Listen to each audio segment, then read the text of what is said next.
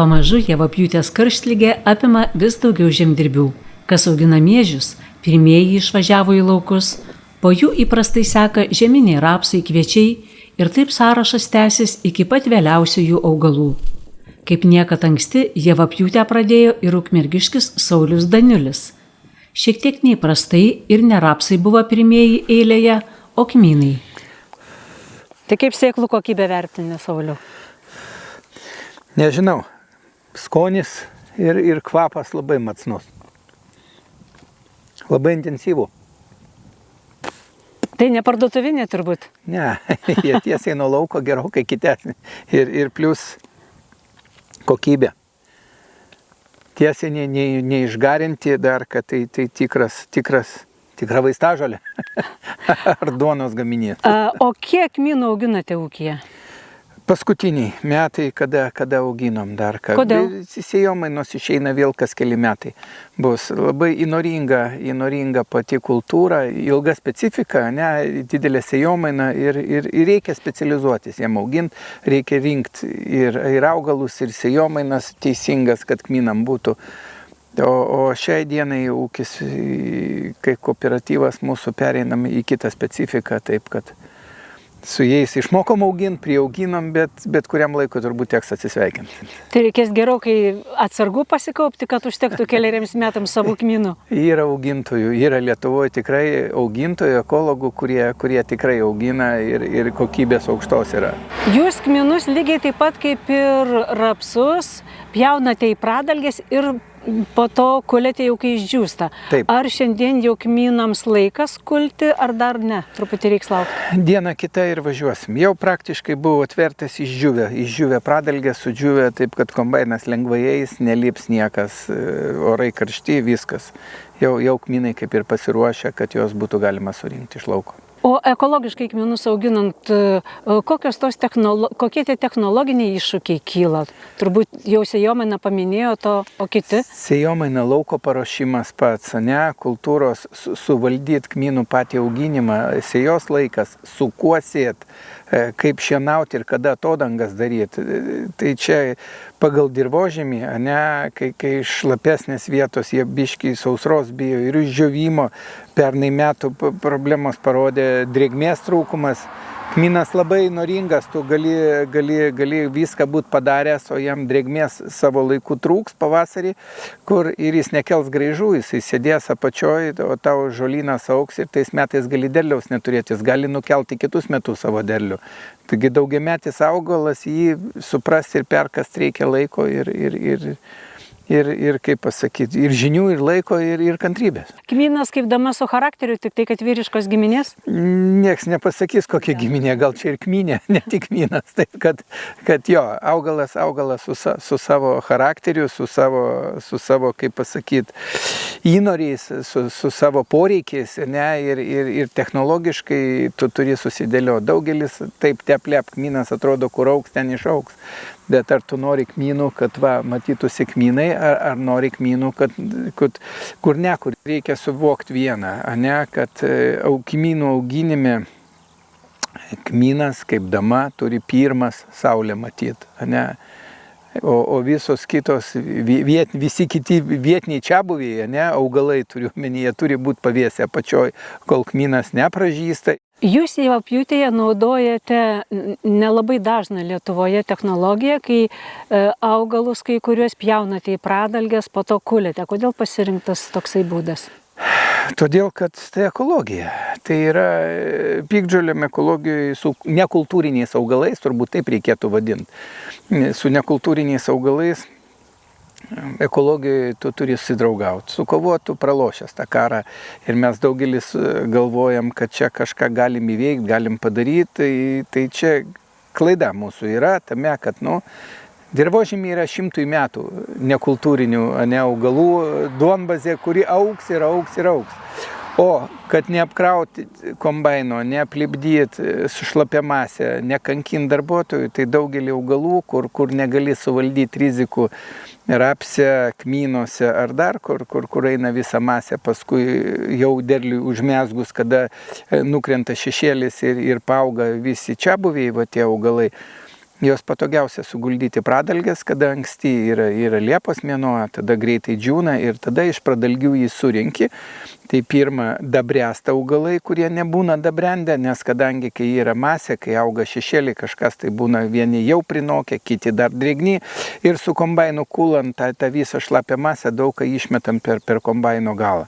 Kada guldom į pradalgės, mes susirenkam, mes turim laiko ilgesnio, mes turim lengvesnį išvalymą, lengviau kombainas eina, daug dalykų mes turim tokių lengvesnių, bet reikia tam pasidaryti namų darbus ir pasiruošti. Svarbiausia sąlyga tokiam javapjūtės būdui, kaip ir kitiems, reikia gero oro. Jei palyja šiek tiek, nieko baisaus, bet yra buvę, kad ant suguldyto į pradalgės derliaus lijo porą savaičių be pertraukos. Tuomet buvo blogai, pasakojo Saulius.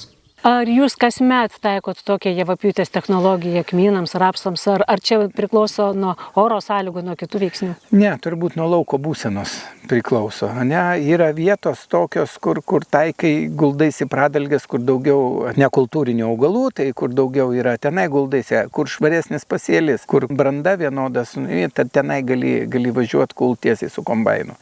Tai ir dėliojas, kad kažką pasidedi ant žemės pasiguldai, kažką tiesiai su kombainu, kai yra tai ūkis, kai nemaži plotai, tai ir susideda viskas. Tai ir čia, kad turėti didesnį pasirinkimą.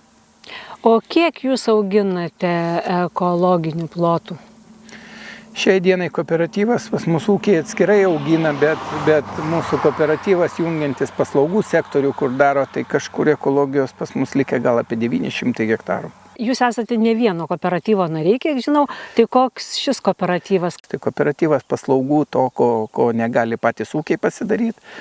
Tai kad teisingiau išnaudot padargus turimus ar įrangą, nes daugelis pas mus ir ūkių turi traktorių, neturi kažkokio padargo. Tai kooperatyvas išnuomoja arba negali per silpną traktorių turi kažkokiem darbam. Tai atvažiuoja kooperatyvas, padaro tam tikrą darbą ir ūkininkas gali toliau daryti savo darbą, kad nereikėtų kiekvienam turėti tokių pat padargų, tokių pat paslaugų dar, kad dabar į pradalgę suguldyti, ne kiekvienais metais reikia, tai kooperatyvas turi tą rapsapjovę prie traktoriaus, tai vienais metais reikia, tai atvažiavo pas vieną ūkininką suguldė. Jūs šiemet pjūti pradėjote nuo ko?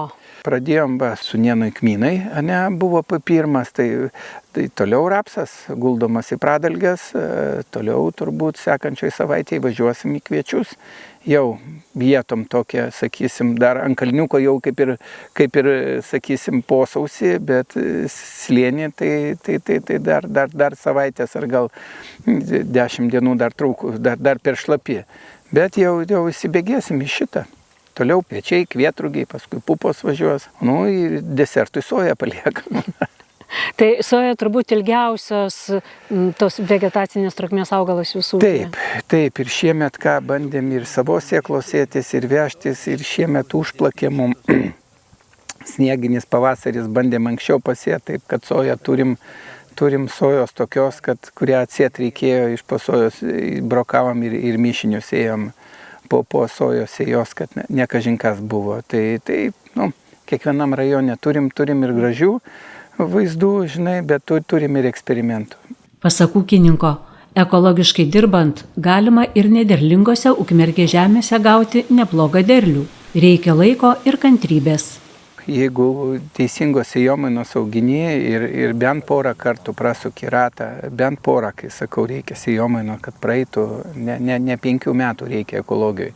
Bet jeigu praeina bent porą apsisukimų tavo sėjomainos, į trečią apsisukimą derliai atsistoja ir visiškai pas mūsų ūkį auginama po mišinių, kviečiai auginami po dobilų, po gero prieselio, mes nesiskundžiam derliais.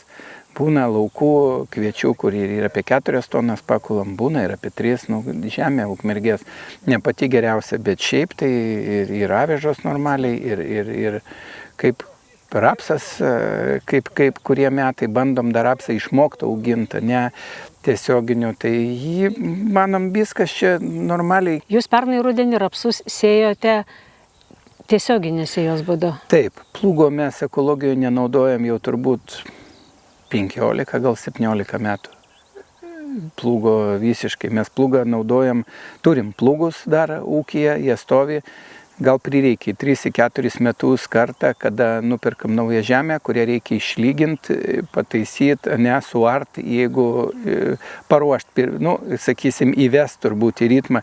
Ir tai stengiamės, jeigu ta žemė buvo jau dirbama, jau neapleista, o dirbama kažkieno, tai įsilyginti ir neliest.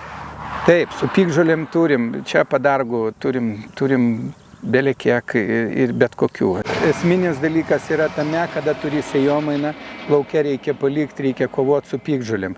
Ir apsavą bandom bent, turim tokią fiks idėją, kad 7 laukiai sėjomainoje per 7 metus 2 kartus naudoti tiesioginę sėją.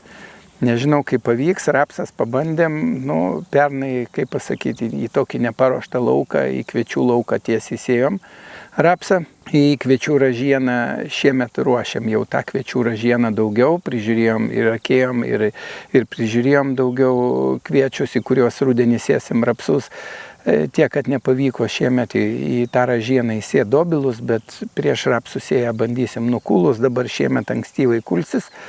Liepos mėnesį kviečiai, tai tiesiai ražieną pabandysim pasėti baltus dobilus, o paskui rugpjūčio 10-12 turbūt bandysim sėti rapsą, vėl tiesiogiai eksperimentuoti ir žaisti, kol išmoksim auginti.